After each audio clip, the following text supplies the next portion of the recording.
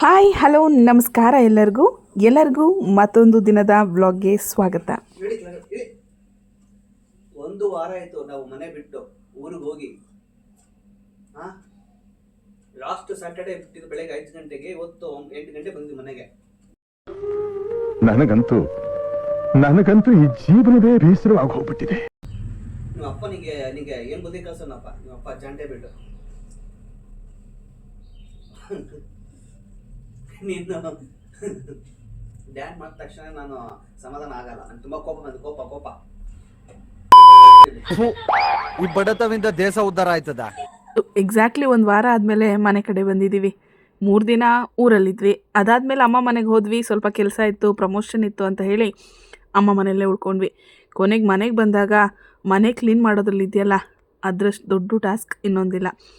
So ಆಫೀಸಿಗೆ late ಆಗಿದ್ದರಿಂದ ಭರತ್ಗೆ ರಾಗಿ ಗಂಜಿ ಮತ್ತು ಬೇಯಿಸಿರೋ ಮೊಟ್ಟೆನ ಕಳಿಸ್ಕೊಡೋದಕ್ಕೆ ಡಿಸೈಡ್ ಮಾಡಿದೆ. ಅಷ್ಟಾದಮೇಲೆ ಕೆಲಸ ಮಾಡಲೇಬೇಕಲ್ವಾ, ಹಾಗೆ ಮೀನಿಗೆ ಫುಡ್ ಹಾಕಿದ್ದಿಲ್ಲ, ಫುಡ್ ಹಾಕಿ ಮಾಡಿದೆ ಆಯ್ತಾ. ನಾನೀಗ ಫ್ರೆಶಸ್ ತಗೊಂಡ್ಬಂದಿದ್ದೀನಿ. ಅದನ್ನ ನಾನೀಗ ಮಡಿಲಿದ್ದೀನಿ. ಮಡಿಲಿದ್ರೆ ವಿಡಿಯೋ ಮಾಡಬಾರ್ದು, ವಿಡಿಯೋ ಬರಲ್ಲ, HD ಹೋಗ್ಬಿಟ್ಟು ಪಿಚಡಿ ಆಗುತ್ತೆ. ಜೀವನದಲ್ಲಿ ಹೊಂದಾಣಿಕೆ ತುಂಬ ಮುಖ್ಯ. ಒಂದು ಕೆಲಸ ನೀವು ಮಾಡಿದ್ರೆ ಒಂದು ಕೆಲಸ ಅವರು ಮಾಡಬೇಕು, ಆಗಲೇ ಜೀವನ ತುಂಬ ಚೆನ್ನಾಗಿರುತ್ತೆ.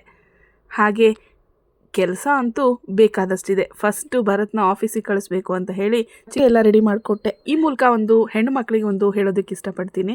ಗಂಡಂದರು ಆಫೀಸ್ಗೆ ಹೋಗುವಾಗ, ಎಲ್ಲರೂ ಹೊರಗಡೆ ಹೋಗುವಾಗ ಅವರನ್ನು ಪ್ರೀತಿಯಿಂದ ಮಾತನಾಡಿಸಿ ಒಳ್ಳೆ ರೀತಿಯಾಗಿ ಕಳಿಸ್ಕೊಡಿ. ಯಾವತ್ತೂ ಅವರಿಗೆ ಜಗಳ ಮಾಡಿ ಬೈದು ಕಳಿಸೋದ್ರಿಂದ ಅವ್ರ ಮನಸ್ಥಿತಿ ಮೇಲೆ ಕೆಟ್ಟ ಪರಿಣಾಮ ಬೀರ್ಬೋದು.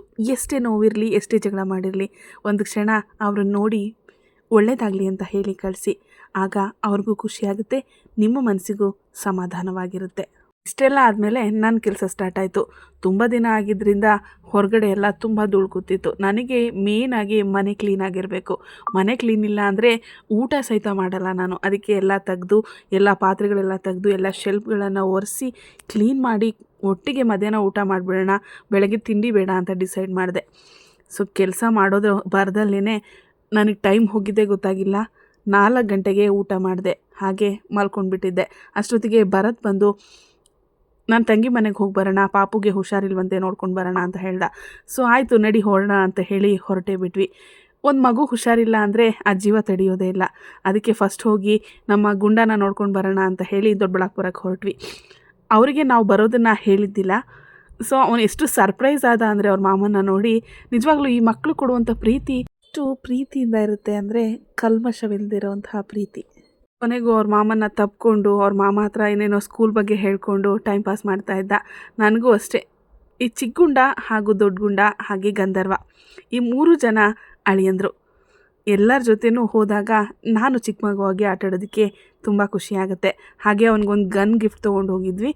ಸೊ ಆ ಗನ್ನನ್ನು ಹೇಗೆ ಆಡಿಸೋದು ಅಂತ ಹೇಳಿ ಅವ್ರ ಮಾಮ ಹೇಳ್ಕೊಡ್ತಾ ಇದ್ದಾನೆ, ಅವನು ಆಡ್ತಾ ಇದ್ದಾನೆ. ಸೊ ನಾವು ಹೋಗಿದ್ದೆ 7:30 ಆಗೋಗಿತ್ತು. ಸೊ ನಾವು ಮತ್ತೆ ವಾಪಸ್ ಬರಲೇಬೇಕಿತ್ತು, ಯಾಕಂದರೆ ನಮಗೆ ನಾಳೆ ಚರ್ಚ್ ಇದೆ. ಆದ್ದರಿಂದ ಸ್ವಲ್ಪ ಹೊತ್ತೊಂದು ಜೊತೆ ಟೈಮ್ ಸ್ಪೆಂಡ್ ಮಾಡಿ 11 ಗಂಟೆಗೆ ಅವ್ರ ಮನೆಯಿಂದ ಹೊರಟ್ವಿ. ನನ್ನ ನಾದಿನಿ ಒಳ್ಳೆ ಅಡುಗೆ ಮಾಡಿ ಜಾಮೂನ್ ಕೂಡ ಮಾಡಿದ್ಲು. ಊಟ ಮಾಡಿಕೊಂಡು ನಾವು ನಮ್ಮ ಮನೆ ಕಡೆ ಬಂದ್ವಿ. ಇದಾಗಿತ್ತು ಇವತ್ತಿನ ವ್ಲಾಗ್.